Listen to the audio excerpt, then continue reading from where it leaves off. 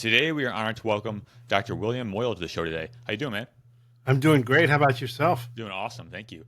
Yeah, this Nice. is very exciting because I love having people on the show to talk about their expertise, right? Because we all have different needs in our lives, whatever it is in terms of our health, and having a wide array of perspectives is key. So I'm very curious to hear your story and how you got into the place of wellness in the first place. Wow. Um, Starts back when I was a kid in high school. Um, there was a gentleman that became like a second father to me, and it was actually three brothers that owned a clothing store. And my dad was a master tailor, and he had visited the States in 64 and 65 and decided that he would take the whole family and immigrate to the United States, but he needed a sponsor. And these particular brothers sponsored him. But one of them, in my senior year of high school, developed leukemia, and within 6 months he passed away. And like I said, he was like a second father to me. So I kind of told myself then that I was going to dedicate myself to finding the cure for leukemia Very interesting. and go to medical school and so on and so forth. But as life happens, sometimes there are twists in the road, and they lead you to different things. And initially, even when I was in high school, I volunteered in a hospital, worked there for 3 years in the emergency room, and also became a paramedic, EMT paramedic, drove ambulances for 5 years. Injured my lower back, was sent to a chiropractor. He first day he adjusted me, my eyesight improved. Wow. Things were brighter. I'm like, what the heck does that have to do with cracking the back? Um, Needless to say, the lower back pain disappeared, and it, I guess, planted a seed in my brain. And later on, I just got tired of working weird hours, waking up for people that at 3 in the morning had headaches. How long have you had it? 6 weeks. Wow, 6 weeks. So you couldn't have called it 11 or waited till 6 or 7 a.m. You had to do it in the middle of the night. And so it got very frustrating to see people really not care about themselves in one sense. And then on the other side, you had the people that worked out like maniacs and also got injured. So I started a business making pipe furniture for the patio. And this doctor came in and we started talking. He invited me to his office. He was a chiropractor. And he had a, pamphlet in the middle rack of his reception room. And I took it, read it, went home and told my parents, this is what I want to do. And they could see the commitment in my eyes and said, okay, if that's what you really want to do, we'll support you. So fast forward 40 years later, 40 plus years later, I've gotten to study under some of the best doctors in the world in medicine, osteopathy, chiropractic. I've developed my own system based on working with patients from 122 countries, thousands of professional Olympic athletes, celebrities, ex presidents, dignitaries, and so on. And I'm not saying that to impress anybody, just to impress that when you're really dedicated to something, doors open and people come. And I also was lucky to be in South Beach, Miami Beach, which attracted a lot of people from all over the world. And they heard my name, came to see me, and that resulted in lots and lots of referrals from all over the place. And I have to say that if you spoke back to that 11-year-old little French boy that came that couldn't even speak more than 4 words of English and told him that that would be my future, I would have told you you're absolutely out of your mind. But that's what's happened, and I guess it's a testament to the United States that if you come, you work, your dreams come through. Even though I didn't know that was my dream, so Wow. that's my story in a nutshell. And Every day I'm blessed that I never know who's going to walk in. Uh, some people, I've had people that I didn't know their name and turn out they were some of the best hockey players in the world, or football players, or soccer players, or swimmers. And, I just treat everybody like a person. I love that, man. That's an excellent story. Yeah. Uh, a couple things stuck out to me there. Like you said, they can see the commitment in my eyes. I think that's so important. Like people who are dedicated, people who are ready for the life that they actually want. They have that commitment, and it really comes from overcoming your own story. Like you had this conviction. They said, "Hey, I'm going to do this thing. I'm going to help people. I'm going to make an impact." And it seems like that's exactly what you've done. Yeah. And again, you can make that statement, that commitment, but you don't know the impact until you take it out years later. Or as they say, from a 30,000-foot view, you look down and see all the pieces. And it really is amazing. And I think the story is just still beginning. I mean, I've been at this 100%. 40 years, but still feels like the first day every day. So, Definitely. I mean, also, what I find fascinating is when people create their own systems, because that indicates a level of mastery that is uncommon, right? Because, you know, there's a quote that is by Pablo Picasso. He says, "Master the rules so you can break them like an artist," right. right? Love And that. essentially, just kind of like learning all these tools and kind of seeing what works and what doesn't, and then kind of putting in your own system. It's very amazing, I find. Yeah, in healthcare, it's very frustrating because having been on both sides, uh, working the hospitals and all that, and then as a chiropractor, where we cannot prescribe medications or shots or surgery, um, it makes you really think what else can be done. I mean, if you take even acupuncture, 20 years ago, the medical profession poo pooed it, but the reality is it's been around over 3,000 years. If it didn't work, it wouldn't still exist. So that's one thing. And when patients come in the office, whether it's emergency room, the local quick ER center, first question is, what's wrong? Where do you hurt? And then they proceed to give them either a shot or a prescription to reduce the pain. But the reality is, what is the problem? Because if you didn't have a problem, you wouldn't have pain. The reason you have pain is because you have a problem. Let's figure out what the problem is so we can get a more permanent solution to that issue and hopefully avoid it from coming back instead of just treating symptoms, allowing things to get worse. And then later on, when all hell breaks loose, you'll do anything and everything to get out of pain when you could have avoided it to begin with. So, it also 100%. brings a good example with bodybuilders and people that work out. What they don't realize is, or sometimes they don't realize, when you work out, you release endorphins. It kills pain. So you may have an injury, but because you're working out, killing the pain, you don't feel it. And it took me years when I was working with bodybuilders to figure out one question. Um, how do you feel when you don't work out? "Oh, I feel like crap, man. I can't wait to go back to the gym and so much pain. And I wake up and I'm stiff. And like, ding, ding, that tells me you're injured. Like, well, what do you mean? Well, if you rest, you should feel better because you're giving your body a break, allowing it to recuperate and so on and figure it out. But when you're in pain, it's because you're not releasing those endorphins and your body's having time to assess the actual injuries and it's trying to engorge those areas with fluid and oxygen and blood supply and nutrition in order to heal it and fix it. But you don't like that feeling because you feel stiff and you're in pain. But it's really your body talking to you. And so what they do is they go back to the gym, work out even harder so they feel better, but they're actually destroying the joints and the tissues and the ligaments, the tendons, the disc, even the bones. Because some guys and gals want to build bigger muscles than what their bone structure was actually designed for, which puts undue stress. I mean, it's like if you have a pickup truck rated for 1,500 pounds and you start putting 2, 3, 4,000 pounds, that's going to cause it to break down. Definitely. So So, what is the history of chiropractic care? Like, how did it all start in the first place?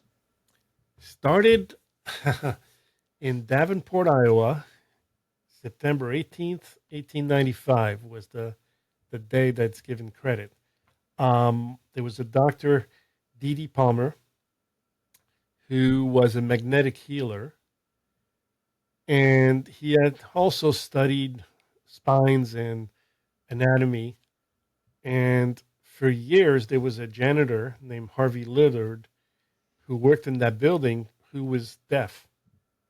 And so one day, late at night, Dr. Palmer engaged him and said, "Hey, listen, you've been here for years and we've never spoken, and tell me your story."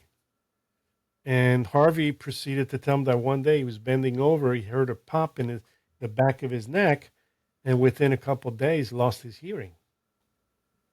And so Dr. Palmer theorized, okay, what do I know about the spine? What do I know about anatomy? And let me check your spine. And he felt a big bump. And he, in his mind, theorized, hmm, was this before? No, it kind of appeared and then I lost my hearing. So he theorized, well, maybe if I can get rid of that bump, his hearing will come back. And sure enough, he laid him on the wooden bench and adjusted his spine, heard a pop, and Harvey got up and thought that there was some noise or something. And sure enough, when he went to the window, there was a horse and buggy, 1895, no cars. And so he's like, oh my God, I can hear again. And he got out around town. And so he thought he had found the cure for deafness. But in reality, as he started working with different people, all kinds of symptoms and problems started to respond and disappear. And so he further went into the what I now call, for me, is your spine is like a fuse box. Each level goes to a different part of the house, while each level of the spine goes to a different part of the body. And if the fuse goes off or the dimmer switch gets turned down, you have less energy going to those tissues. Therefore, they don't function and they can break down. And so then make more sense to maybe turn the fuse back on instead of reaching for medication or shots or having surgery, which may not be necessary. So Right. That's very I interesting. I tell patients it's like, you're in the middle of making your protein shake and the power goes out and the blender doesn't work. So you call the electrician. An electrician comes in, figures out the problem, the power's back on. Is it the electrician's job to make your smoothie or your shake, or is it just his job to get the power turned back on? And so we know that the body inherently has the ability to heal. It can do that. I mean, if you shave, you cut yourself 3, 4 days later, it's healed, it's gone. Yeah. Um, Broken bone. Yeah, they need to be reset if they're really off. But, if somebody breaks a little toe or rib, most of the time you just wrap it and let the body take care of itself. So 100%. what Yeah. we, So, it sounds like for you said Dr. Palmer, that was like a yep, process of asking questions and kind of yep, like each thing kind of leads to the next. So maybe this will work, right? So process of deduction. yeah, definitely. Like just the process of asking questions, I find is so important because we have a goal in mind, and then how do we get there, right? It's just through questions, and I've never said this, but it's like if you take the word question, it's quest I on, right? Sending you Uh-huh. on quest essentially. So asking empowering questions is really key, Yeah. and I always find that is a way to reach goals. So that's very interesting. I don't know if you know about this, but I've heard it actually went back to Hippocrates, I Yes. believe, in ancient Greece. Do I have that right? Yes. You want to expand on that? Um, I'm trying to remember the exact words. He said something like, look well to the human frame as it contains the answers to many diseases." And so I think back then he had an idea of when flow is interrupted, it affects the normal function of tissues and health. Yeah. And so your health breaks down. And Yeah, that makes sense. unfortunately, in the 1900s, early 1900s, there were a couple families that had lots of money and rich in oil, and try to figure out how else can oil be used. And some of their people said, we can make medications out of them, medicines. And so they funded the medical colleges to basically put down herbs and vitamins and Yeah, nutrition and things like that in order to push medication. And yeah, so that changed the whole course of history. And so now, anytime you go to any kind of doctor, medical doctor, osteopath, if you don't walk out of there with a prescription or some kind of further test, then you feel like you went there for nothing. It was an empty definitely. visit. So, I mean, we've talked about the Flexion Report a few times on the show, but something that we haven't really touched on too much within that is they really crack down on like chiropractic care. There's so much like things within the courts and all that. They kind of like want to suppress it in a sense. Do yes. you want to speak on that? Yeah, it goes back to the 80s, and I'm trying to remember the other guy's name, but it was very big for a long time that basically chiropractors were quacks, and it wasn't real medicine, and it wasn't a real science, and so on and so forth. And really, the way I explain it is, if you're at a Porsche dealership and you're asking them about Mercedes, it's competition. They're not going to tell you that's a great car. Go get that one. They want to sell you the Porsche. And so again, even dating back to Dr. Palmer's time, people were getting better, and the medical doctors were basically pissed off. So they had him arrested, and other chiropractors that came along after that, many of them went to jail for practicing medicine without a license. What they didn't understand is we weren't practicing medicine. It wasn't our goal to give people medications or treat symptoms or diseases, but rather to treat the dis-ease or the lack of function that was happening in the body, so the body can get back into a state of homeostasis and neutrality, so it could do what it knows how to do. I mean, even at the moment of conception, there's nobody in there yelling, "Hey, by the way, develop some hairs, and you need two lungs and a heart and kidneys." It's just a natural progression of genetics that Definitely. in evolution that naturally takes place. That makes sense, So man. I yeah. mean, I just find that there's like a theme throughout the medical industry. Like something that's coming to mind is they did the same thing for holistic eye care. Like I study natural vision improvement in terms of like Hmm. Bates method and things like that.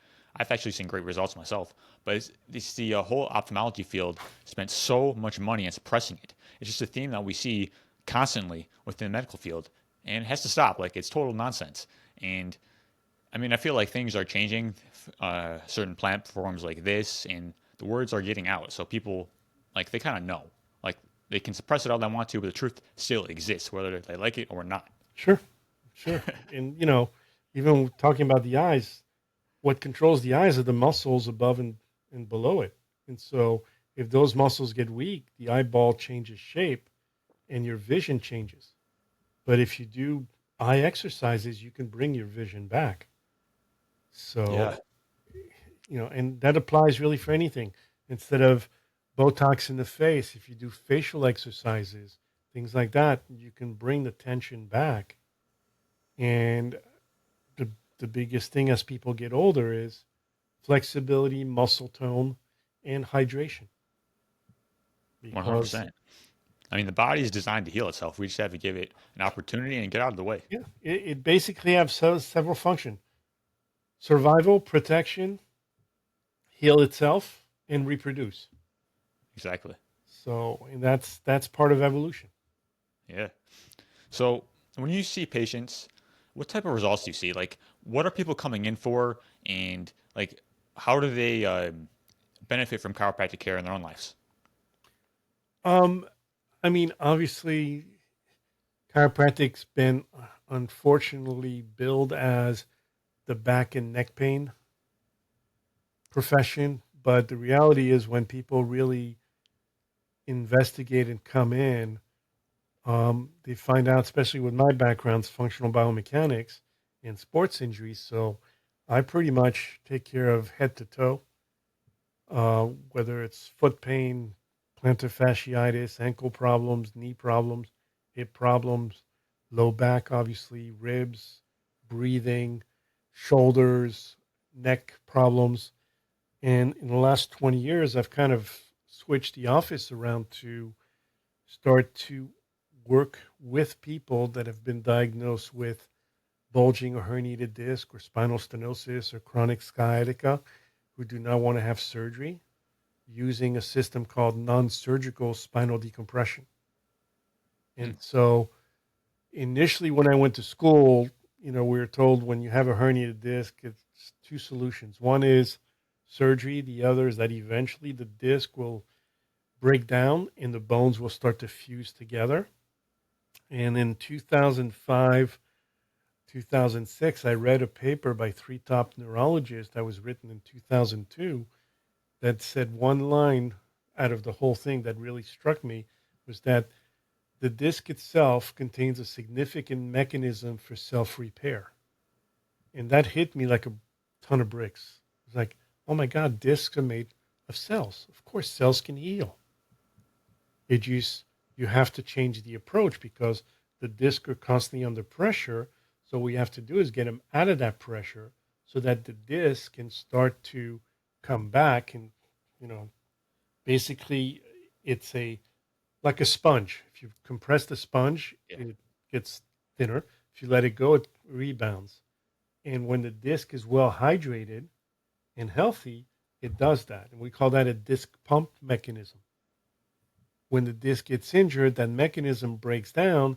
It's no longer viable and it's not able to rebound, rehydrate, intake nutrition, oxygenation, blood supply, and as it gets squished, push out waste products because the disc itself, unlike muscles, unlike other tissues, it doesn't have its own circulatory system. It depends on compression and relaxation of the spine. And so when I looked at all that, and at the same time as when I was treating a lot of athletes, uh, and every time they were told they had a bulging or herniated disc, they were told they needed surgery. And what I saw is these young guys, 20s, mid 20s, early 30s, that if they had their surgery within 6 months to 2 years, their careers were done. And so that really bothered me. And I'm like, there's got to be another way. And right around that time, I started to hear about spinal decompression. And, again, in school, we are taught, there's nothing else, this stuff. So I'm thinking this stuff is garbage. And within a 6 month period, it kept coming up like a dozen, 18 times. And one day I just looked up above. I'm like, okay, I guess you're trying to send me a message. And when I started to investigate is when I found that paper. And the more I looked into it, the more logic and common sense it made that you're working with the body, not against it. And since then, from what I understand, I'm the most certified person in the country. I'm one of the co-instructors for the national certification course. And I was one with Disc Centers of America that was launched in 2012.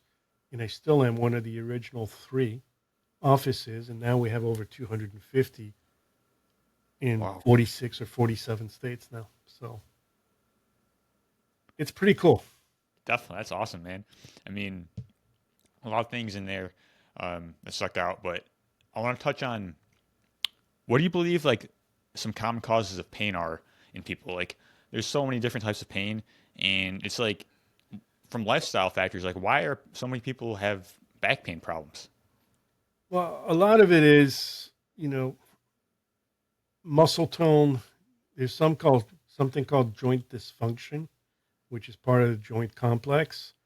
So when the muscles, the bones, the ligaments, the tendons, the disc are all working together, it's a very healthy, neutral condition.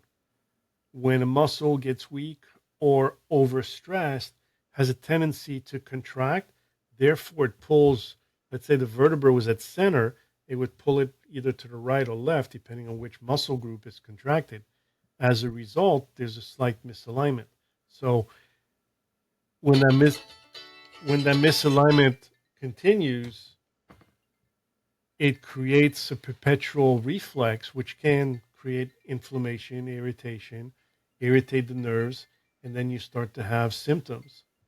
And then, depending on which nerve is affected and where that nerve goes, those organs or tissues can start to malfunction as well. So, a lot of times, especially the medical profession, unless when they're looking at an x-ray there's a fracture or there's cancer or there's something really really drastic, it's like, nah, it's no big deal, little misalignment, no big deal. But we have pilots that come in and jokingly, unjokingly, I ask them a question. If you're flying from Miami to Madrid and you're off even half of a degree, where are you landing? And they look at me like, well, it's not going to be Madrid, I can tell you that. So if they're off course half a degree, which is no big deal, they're landing somewhere else. And so if the body is not in proper alignment, just like when people work out, if you don't have good proper alignment, you're setting yourself up for an injury. Definitely. And that's what happens. And then over time, you start to see the symptoms, and it might take 10, 15, 20 years to build up. And so, again, years ago, people would ask me, but I don't, especially athletes, I don't understand. I work out, I do this, I do that. And I came up with a theory that I call the snowflake theory to explain it. It's like a snowflake weighs nothing, but eventually one more weigh nothing snowflake collapses the branch or the roof or a bridge, because it's about accumulation over time. And the body can't withhold that or withstand that additional pressure, and so it breaks down. Definitely. You know, the other thing is that most people don't realize that the body is made of cells. Cells have a lifespan. So, for example, you have new skin every 30 days. You have new bones every 3 months. You have a new heart every 4 months. Your liver is new every 6 weeks. The inside of lining of the stomach changes every 2 to 3 hours because of the acid, and on and on and on. That's why people, like, let's say they're drink alcohol, if they stop, their liver, if it hasn't gone beyond the point of no repair, can actually heal. Or people that smoke, they stop smoking, their lungs can heal, maybe not 100%, but let's say they get back to 80 or 90%. They just extended their lifespan. And so that's another one that I called it the copy machine theory. If I take a piece of paper and I make a copy, then I take the copy and make another copy and use the copy of the copy to make another copy. Each generation is losing quality. So as cells reproduce, if there's been an injury or lack of nutrition or water or oxygenation, those cells reproduce with slight damage. But it might take multiple generations of cell change to manifest as a symptom or a disease. And so the body is very logical. It's very common sense. People have a tendency to overcomplicate it. And when you explain something this simple, it's like, it can't be that easy. But it is. Right. You know, one plus Definitely. one is two. Yeah, for sure. Another thing you touched on was spinal decompression. Would you like to go deeper into that and what it actually means for people? Yeah, it was spinal decompression was originally developed by Dr. Alan Dyer. He was the Minister of Health for Canada, and they were doing research on why traction was not that feasible for herniated disc and bulging disc, but it was great for people with chronic muscle spasms and things like that. And what they found is that his wife had a herniated disc, and since he had access to all the research, he's like, yeah, surgery is not a great. It's not a great thing. Let's see what else we can do. Right. And so they had volunteers that came in and they inserted some cannulas into the disc to measure the pressure differential. Is what they found is that when they could use separation of the vertebrae without causing muscle contracture and get to a point where it was minus 100 degrees to minus 160 degree millimeters, sorry, not degrees, millimeter mercury pressure, this phenomenon took place that they called a vacuum effect. So it basically started to suck the disc back into the center of itself so that the outer fibers could start to coalesce and heal. And so they did this, they did some experiments, 10 session was like 57% result. When they went to 20 sessions, it was like 78% result, but most people were out of pain. I was waiting for the 30 sessions, but never saw it. And one of the reasons is in medicine, when you get rid of the pain, that's a success. You're cured. But some of those people had recurring problems. So it didn't allow, and then later on, in more of the research shows that articular tissue, which is what the disc is made of, takes anywhere between 9 to 24 months to heal. So they were doing this within a 20 to 30-day period, which obviously is not long enough. It'd be like breaking an arm or leg, putting it in a cast, and a week later the pain's gone, so you take the cast off. Well, that's not long enough to allow the bones to mend. So there's a period of time that's necessary for healing, for the healing cycle to take place and manifest so that you get a better outcome. Definitely.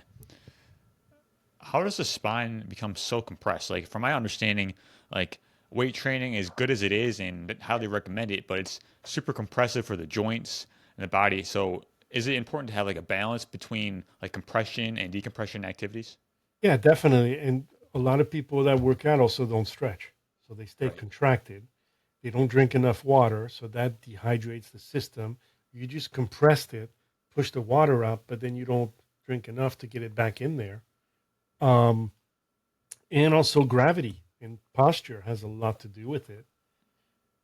And food quality, overweight, things like that have a tendency to sag on the spine and contract it, causing the joints to get closer, approximate, and then they start to wear and tear on each other. So that leads to arthritic changes.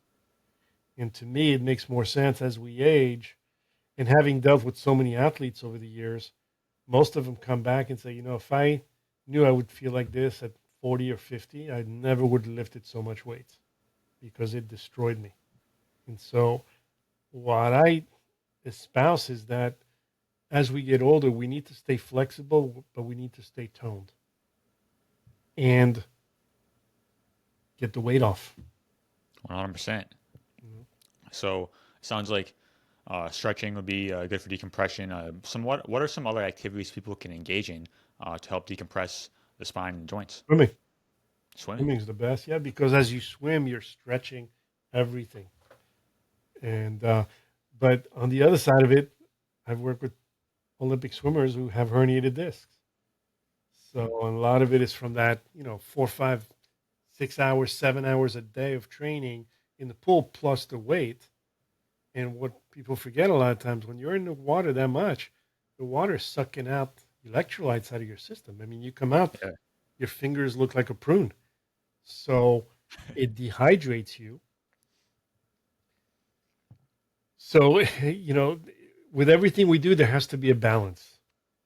for sure. And we we have to really, if we come back to the similarity between a human being and its cells, is there's this, we need the same thing: water, nutrition, oxygenation, blood supply, get rid of waste products. That's super important because you can eat the best meals, the best of everything, but if you don't go to the bathroom, you're not going to survive. And the Right. cells need the same thing, as well as obviously rest and sunlight and laughter, all those things. I mean, that's all 100%. important to have a balanced life. Definitely, man. Something I would like to add within that is rebounding, like the use of a mini trampoline. Absolutely. Like those are amazing for like Lymphatic NASA system, studied it, everything. and there's like something called G-force, right? Uh huh. You basically kind of you want to go into that a little bit? Yeah. I mean, Tony Robbins, I don't know if you're familiar, was an old patient of 100%. mine, and I did a lot of his courses, and I used to actually help staff his event to send people across the Wow. firewalk. And one of the exercises that he uses is a rebounder, and you have it in front of you, and then there's a candle, and then you have like your wish list or your mind map. And so as you rebound with the candle and you're watching this, it's to actually create the manifestation within your own mind to create and go after those things that you want and to achieve. And people that do that have a tendency to manifest very high goals. Very So, interesting. and Yeah, there's I mean, also the lymphatic drainage component of it. It really allows the body to stimulate, um, even with weight loss. People that do like red light therapy, things like that, that yeah, kind of shrink the fat cells, either vibration or rebounding after helps to loosen that up so that you can flush it out of your system. definitely. I mean, just doing like gentle movements like walking, qigong, rebounding, all these things, they kind of like stagnant waters breed pollution, right? So Correct. essentially, that just goes for energy as well. If we're moving, that kind of stimulates our mind. We can think clearly. We can Yep. feel better. It's all these things they play into each other. Like you talked about with like all these health practices, we need all of them to become fully optimized. I find. Yeah, it's just a matter of utilizing your body, not abusing it, and putting in quality stuff into it because you can't expect to go to the arches and the big K and whatever, eat all that all day and not expect that you're not going to gain weight or pollute your body and it's not going to function as well as if you created your own juices and cooked your own meals, especially from 100%. organic garden. I mean, there's a quality to everything. And Absolutely. you either pay, and a lot of people, well, going to the health food store is expensive. Yeah, compared to what? What you're going to pay later to get your health back? Yeah. I mean, you're going to be paying, even if you pay $10 today extra on your groceries, it's going to save you maybe 1,000 or 10,000 later down the road. Definitely. So it's an investment, an 100%. investment in your health and your body and the cells of your body so they can function at a high quality. Yeah. I mean, also what I find is like when we hear these things like I don't know, high quality supplements and certain herbs and things like that, we kind of just get the random brand. Like we get a random company, and we don't realize they can be contaminated. We don't understand like there's Fillers. certain yeah, extraction processes that are beneficial and ones that aren't. So you want to get the highest quality things, not just random things, to actually get the results. Yeah, absolutely. Yeah. Absolutely. I mean, it's like the old saying, pay me now or pay me later. You know, it's better to pay now as an investment than to try to regain later because it's going to cost you a lot more. And I kind of grew up with that thought from my mom that, you can go cheap and try to hire the cheapest plumber or whatever, but usually they're going to do a lousy job. And then you're going to hire another one to correct that. And then another one to correct his work before you maybe get to one that's good. Whereas if you had hired the better one to begin with, it would have saved you time and money. 100%, man. So, So you developed this three-step system. I really am curious for you to go into that. You want to expand on what that is and how people can sure. benefit. Yeah, it goes back to what I said before. When people go into the emergency room or the quick ERs, um, what's wrong? Where do you hurt? And they don't bother to really investigate why it is that they hurt and what's causing it or what's changed. And so the first part of the system is to really be a detective, okay, and discover what is happening within the body, what has changed. And the benefit of that is we have a left side and we have a right side. So you can compare one side to the other. Why is one moving when the other one isn't? What's not moving? What's changed? Because if you lose range of motion, let's say in the shoulder, well, we know there's certain joints, ligaments, tendons that contribute to the shoulder. And it's not just here and here, but it's also in the lower back through the lats. So identifying that as a global thing helps you to discover what's going on. Then what we do is we start to design and customize how we can get it back to be just like the other side or back to normal so that you have a better outcome and get the proper solution. And then the third phase is to actually deploy the system based on experience, on the equipment that we have, um, the knowledge that we have, and prior results of working with similar cases. And so there are patterns, what I call patterns of injuries. And when you can develop and decipher those patterns, you can reverse engineer to get them back to not being into that pattern process. 100%. So it starts with awareness, essentially, like becoming aware of the problem. Because if it's really hard to get a solution if we don't even understand, what we're Correct. dealing with in the first place. Yeah. I mean, most people that go to any doctor or whatever, all they care about is I'm in pain, get me out of pain. Okay, Yeah. but why are you in pain? Because if you keep walking on broken glass and your feet keep bleeding, you can keep saying, my feet keep bleeding. Okay, so we bandage them up, but then you go back and walk on glass. No, let's figure out what the problem is and hopefully make a change so that it doesn't keep getting re-triggered, because then it will become a 100%. permanent thing. And as it becomes more permanent, there's so much damage that maybe the body won't be able to heal that. Yeah. You know? I mean, what I find is that most people in chronic pain, they tend to just think this is the way it is, the way it's going to be. And they kind of have this victim mentality in a sense. Yeah. It's kind of a sad thing because most of the time I feel like we can heal naturally. You want to speak to that at all? Yeah. I mean, we have people that have been to 5, 6, 10, 12 different offices, and they come to us as like, you're my last resort, because I've tried everything, hasn't worked. No, you think you've tried everything, but the problem is, again, you've tried everything that those people know based on, which is going to be a very touchy subject, what insurance will pay for. Yeah. See, we don't take insurance. Therefore, we're able to do whatever it takes to get you results. Whereas the, the offices that take insurance, accepts insurance, what patients forget is that they go study how to bill which code for what condition, and not every code or condition has codes that will get paid for. Therefore, they're not going to do those codes because they want to get paid. They're running a business. A lot of the new machines coming out that get massive results are not covered by insurance.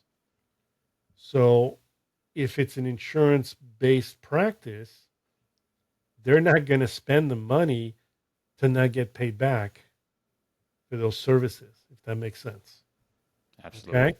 And so most offices you go to have been to similar or the same exact seminar to teach you how to code and bill. They know what they get paid for, they know what they don't get paid for. And pretty much all of them are going to try to max out what it is they can get paid for. But the problem is that they're all doing the same thing. It's not Yeah. providing results. So to me, it's kind of a joke when I go to seminars and there are vendors there.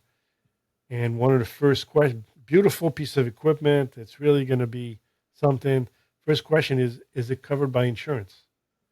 And if the person says no, that person that just asked that walks away. That's when I go in and I'm like, okay, tell me more. Right. Well, it's not covered. I don't care, because if it works and provides results, I will tell the patient, listen, I have this tool that can create this and this, but it's not covered.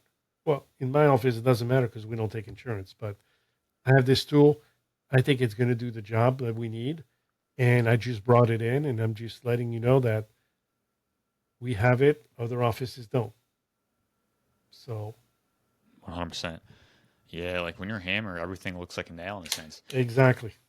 And like you were talking about, like when we operate within a system, we have to play by their rules, right? Instead of actually learning what could work and being curious and open to it, even if it's not funded by insurance and all that, because there's so many solutions that don't fit under this medical umbrella, but they still work. As a matter Right. of fact, that worked even better most of the time.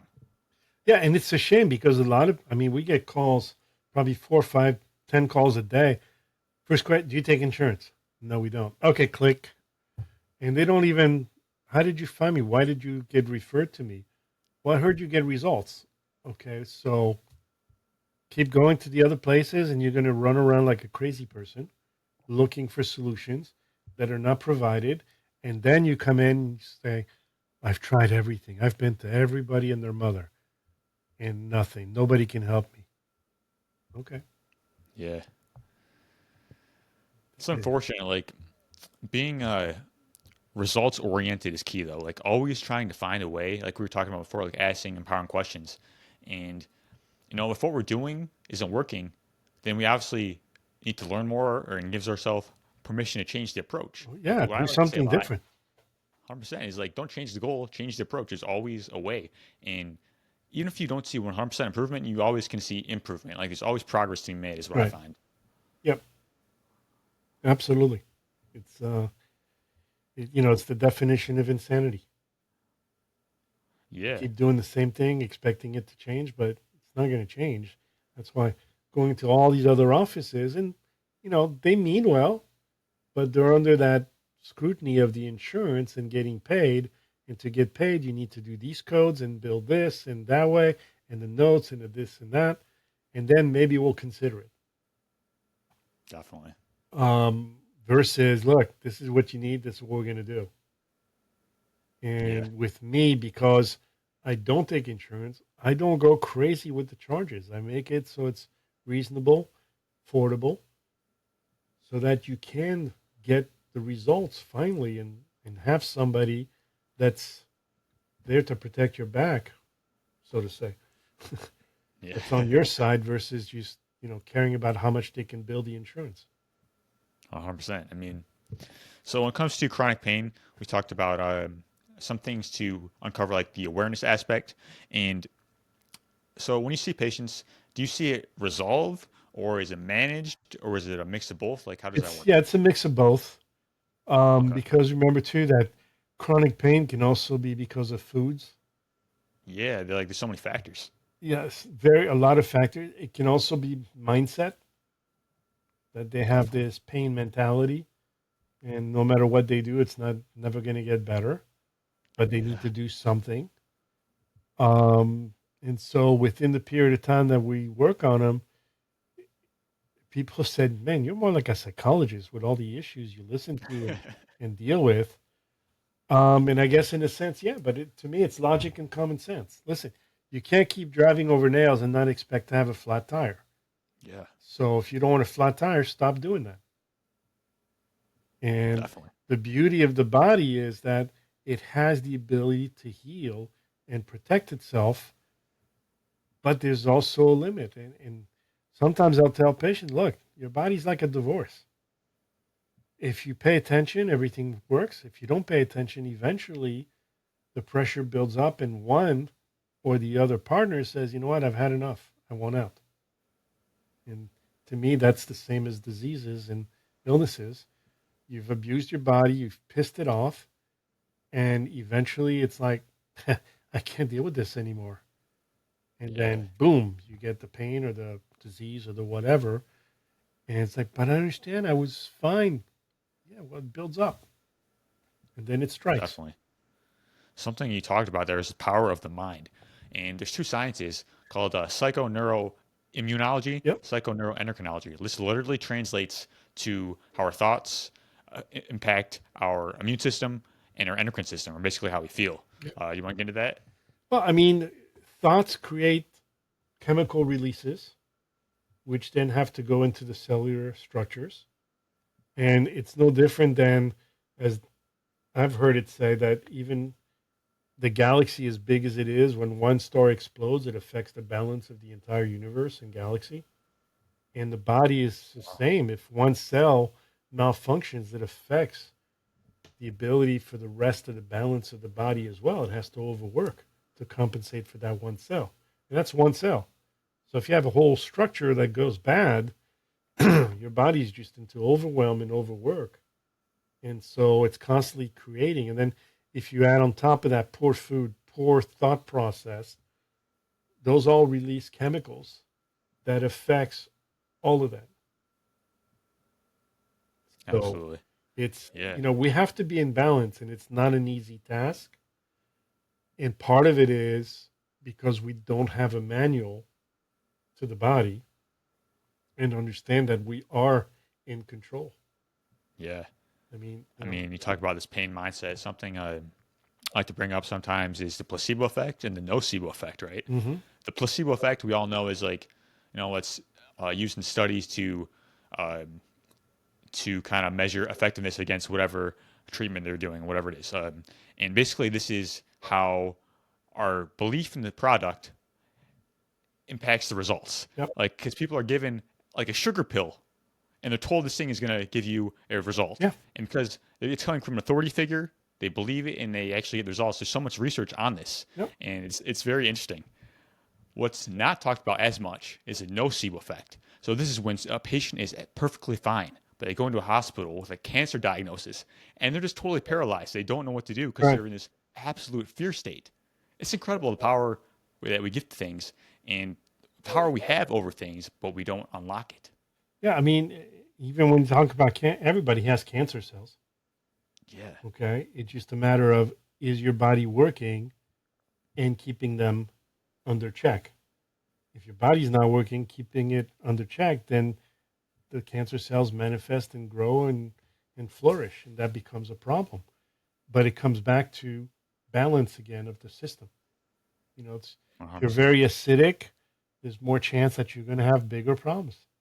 If you kind of create an alkaline system, you're less likely to have those types of problems.